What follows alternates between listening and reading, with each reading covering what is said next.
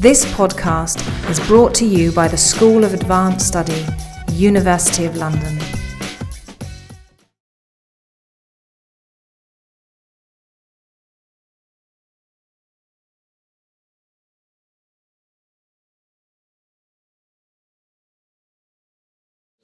So, to introduce Stephanie, she's in the Department of Dance Studies. Sorry, she's teaches dance studies, works in dance studies at the theatre department at Freie Universität Berlin. Stephanie worked as a research assistant at the University of Salzburg's Department of Musicology with an emphasis on music, theatre and dance research, and became afterwards a research fellow at the University of Beirut. Sorry, excuse my pronunciation. Department for Music Theatre Research with an emphasis on dance with musical contexts. Fellowships with the DAAD, German Academic Exchange Service, Maison de Sciences de l'Homme Programme, and the, my French pronunciation much better than my German, and the Deutsch, thank you very much, enabled her to pursue research in Paris for a project on music in motion, dance cultures of the 19th century from 2008 to 2012, subsidised by the DFG, German National Academic Foundation. From 2012 to 2015, she worked in a project supported by the SNF, Swiss National Fonds, focused on dance in 19th century French operas. She finished her second monograph entitled Paris qui danse. Sorry, I can't pronounce. Movement and sound spaces. Oh yeah, in English, movement and sound spaces in a modern city, to receive a Venia Legendi in musicology and dance studies in 2015. Her other publications look at interactions between dance and music in theatre, performance and film. Recent writing has focused on 20th, 21st century choreographies, improvisations, performances created to early music, especially by J.S. Bach, and to new contemporary music not originally composed for dance. And today's paper is entitled Paris, Metropolis of 19th century popular music and dance cultures, Analysing Urban Modernity, Mediated through Commercial Prints. Thank you. Thank you very much, Celena, for your introduction, and thank you very much for the invitation to this very intensive symposium. I'm very happy, especially also talking after Alison because I think there are many parallel aspects, and we can talk about that later. Yes. A bit louder, please. Sorry? A bit louder. Yeah, perhaps I should stand up because I have not a very loud voice. Okay. In my project on movement and sound spaces in Paris between the July monarchy and the Second Empire, so from 1830 to 1870, I compared popular urban dance cultures with society dances performed on stage in order to trace the interplay between the urbanization of the theatre and a phenomenon which I call theatricalization of the city during this period. In this context, it was necessary to analyze the ballet libretti staged at that time. This brought me to the conclusion that of the more than 30 ballets which were performed during the July monarchy at the Paris Opera, only 8 can be labeled as romantic ballets in a narrower sense, since they especially take up a sharp contradiction between a physical and a metaphysical living space. It's not so important to know them, but just that you know that I don't tell stories To understand this development, it has to be taken into consideration that during this period, the romantic aesthetics, especially in France, were already tending towards a politicization and a profanization. Thus, the originally religious backgrounds are only gleaming through slightly. Instead, the gaze is directed at primarily bodily matters. This tendency points to the dangerous temptations of the Metropolis Paris, which were reflected in the ballet production. It sets the view especially on those dances practiced at the new established bal public, which led to changes of consciousness, if not even a complete loss of control. Even though such dances staged in the theatre, typical mise en abîme, aimed at the depiction projection of metaphysical or rather unreal spheres, they are increasingly less contextualized by romantic aesthetics, but rather hinting at the burgeoning modernity with its rising studies of the human psyche and mechanisms of the subconsciousness. And I think the Scène de Folie de Giselle from Giselle is a very striking example for this, but also Allison's talk on ghosts would be in a parallel perspective, could be seen in a parallel perspective. Due to the positivism of the natural sciences, the belief in the transcendental forces of good or evil, so characteristic for romantic sujets, was increasingly eroded and finally exiled to the world of fairy tales, where they served mainly as a source of spectacular effects. Thus, only 7 of the altogether 20 new ballet productions of the Paris Opera performed during the Second Empire, which quote topoi of the so-called romantic ballet, but at the same time varying them out by making them a routine, are first and foremost preparing the ground for an escapist entertainment theatre. Against this backdrop, I decided to avoid the term romantic ballet as much as possible, since it not only evened out the rather considerable difference between the German and the French romanticism, but is also misleading to rough generalizations of superficial ballet historiographies. The French romanticism, which developed under the deep impression of the French Revolution, considered itself above all as a counter-movement to the Ancien Régime. It promoted a modern age which dealt with the experiences of new urban life, with its social-political conflicts and previously unknown tensions. And these were also the topics processed artistically in the theatres.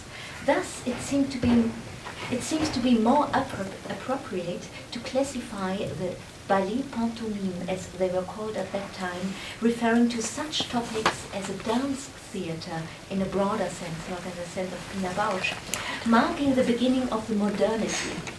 The term dance theatre is even more striking, since these ballets were, properly speaking, theatre forms based on pantomime, with only some dances interspersed in the dramatic action, in contrast to the classic romantic ballets, which are products of a performance practice of the late 19th century and not always very critical ballet historiography of the 20th century.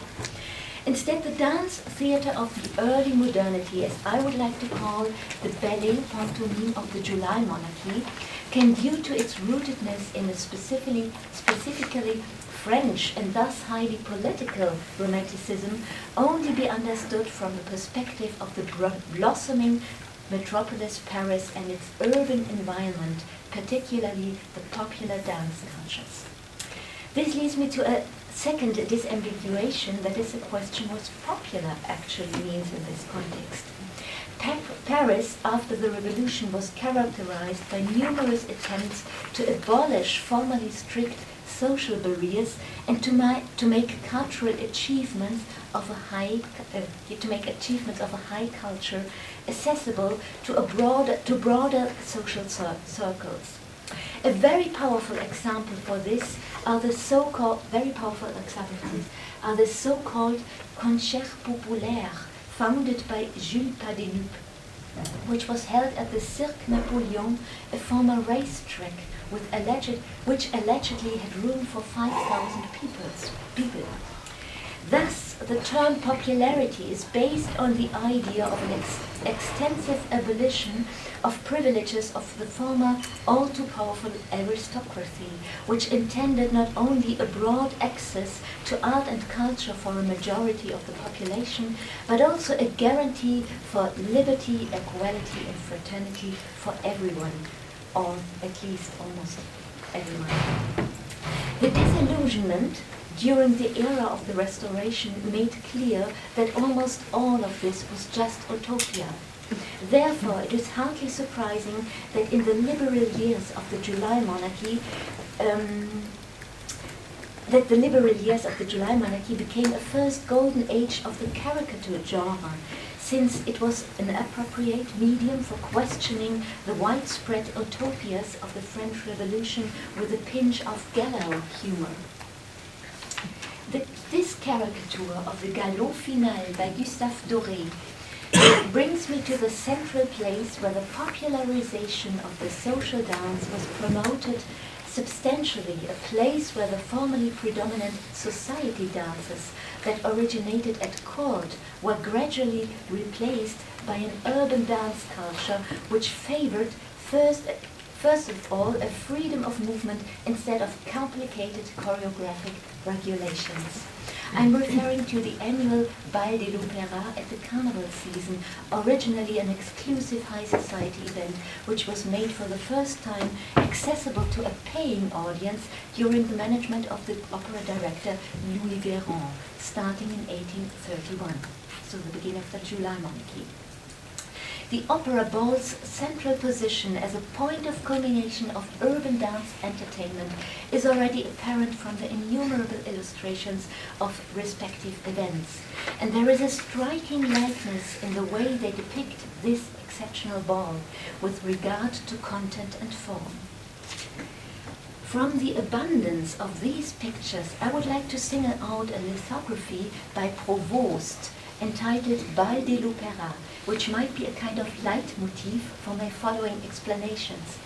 It is taken from the publication Paris et ses environs, Paris and its surroundings, which was edited by the scandal-ridden caricaturist and journalist Charles Philippon, and belongs to the genre of the back then very popular literary iconographic Tableau de Paris, that aimed at introducing locals as well as foreigners to into the mysterious facets of Paris, the myth of Paris. Provost's illustration is a visual topos. With this term, I rely on the Munich art historian Ulrich Pfisterer, a topos that can simultaneously be read as a metaphor for a social-political situation between the July monarchy and the Second Empire. Human masses, you can see it here in the middle, move in a huge circle as if directed by a pull, gradually losing their consciousness while being cheered at by an even bigger audience. All around here. Therefore, the spectators are directly involved in what is happening. They are participants of this mysterious spectacle.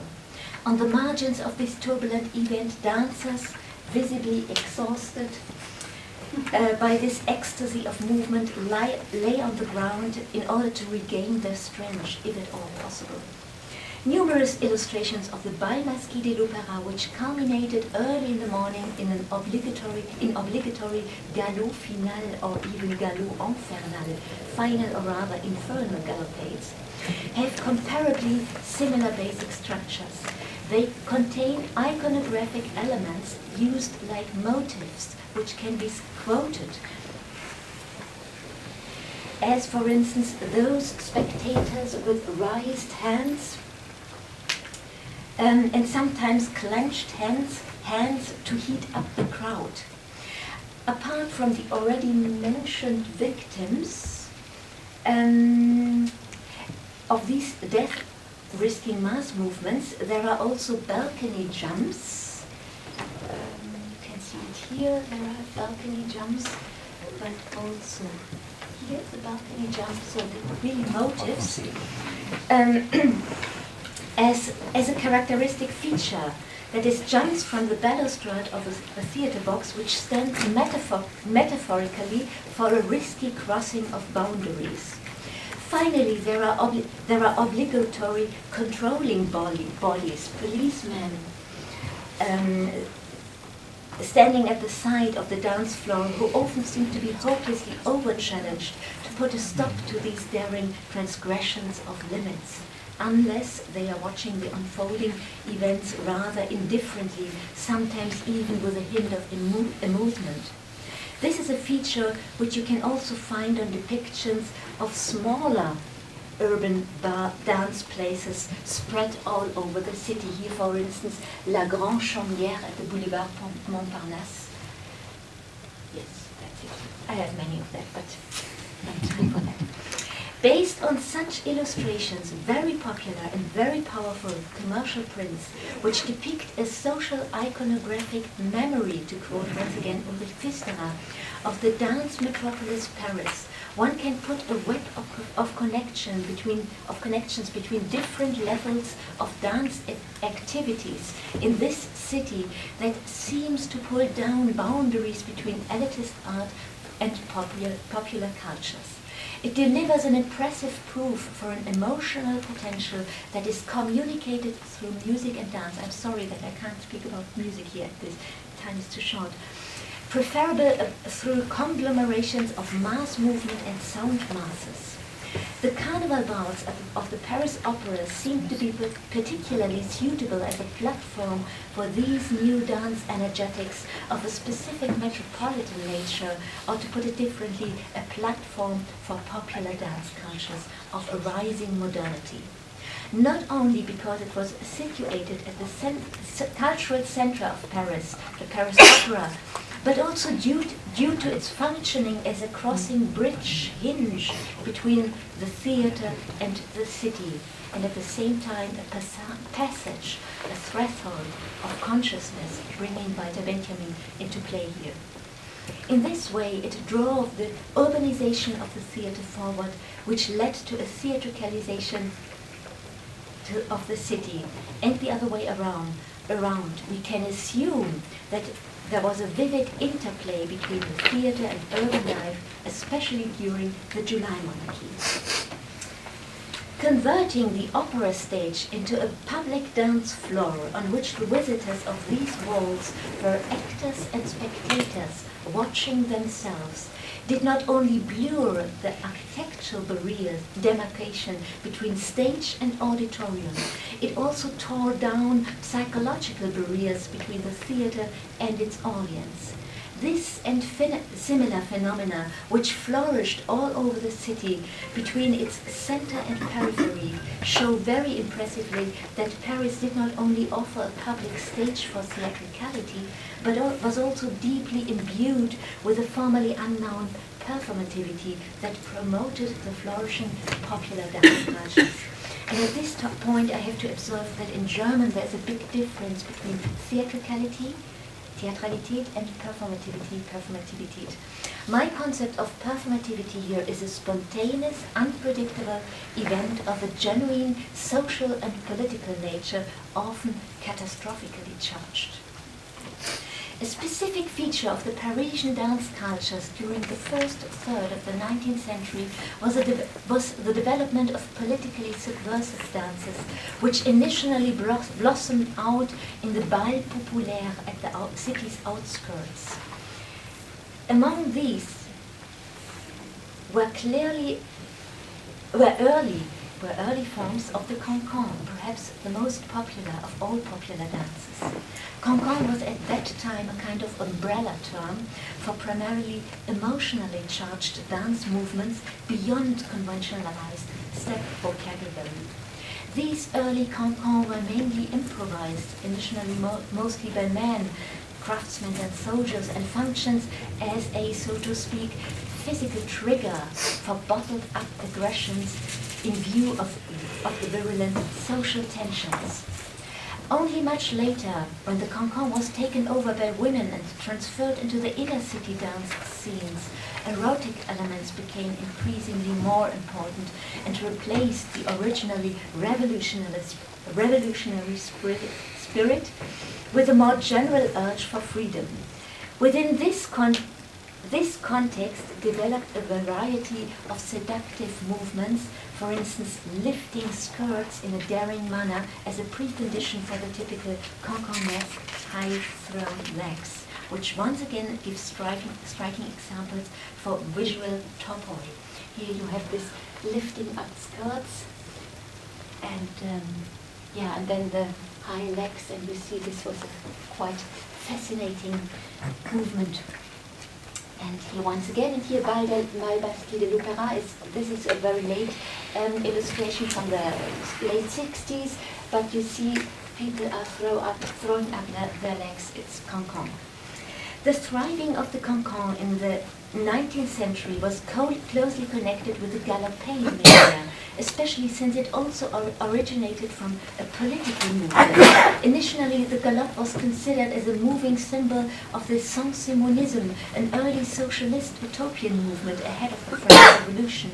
It was civilized only much later for the distinguished ballrooms, we hit it already with the refinements, for the distinguished ballrooms in Paris as vivid but rather harmonious final movement of the quadrille.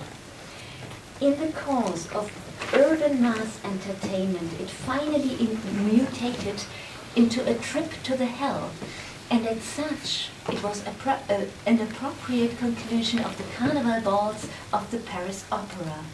Due to this, its tendency to evoke delineations of consciousness, it moved into close kinship of the cancan. And here you have that, once again, this dead people or, exhausted people because of this ecstasy of movement through galop and cancan. All these examples offer extremely informative indications as to urban dance cultures of the modernity, especially because they belong to the genre of commercial art, or rather a genre which above all strives for being popular by addressing a general public rather than elitist art connoisseurs. Thank you for your attention.